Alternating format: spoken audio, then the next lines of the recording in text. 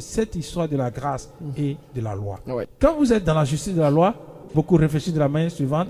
Je ne vole pas, je ne tue pas, je ne cherche du mal à personne, je suis juste. Donc, ces gens-là, ils ont une connaissance très limitée du péché.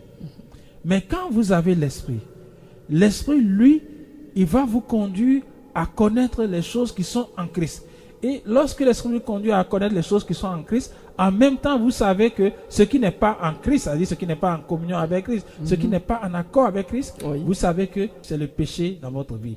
Jésus l'a dit. Oui. Donc, lorsque vous avez dans votre vie une pensée, une parole, un don spirituel, une révélation, un comportement qui n'est pas de l'esprit, ce n'est pas de la lumière, c'est le péché.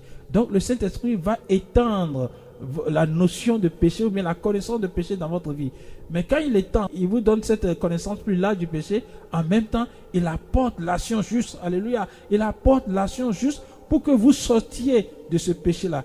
Ainsi, vous voyez que votre vie de sanctification, si vous obéissez à l'Esprit, votre vie de sanctification est déjà plus élevée que la vie de sanctification de celui qui est sous la loi. Je prends un exemple simple. Celui qui est sous la loi et qui se limite à la loi, il ne comprendra jamais que lorsque quelqu'un n'a pas les sentiments de Christ, il est dans le péché. Ouais. Mais celui qui est conduit par l'Esprit, il sait que lorsqu'il n'a pas les sentiments de Christ, il est dans le péché. C'est déjà un grand plus que la grâce nous apporte, par rapport à la loi. Voilà où la grâce est plus élevée que la loi. La grâce, c'est la perfection, c'est l'accomplissement de Christ dans notre vie.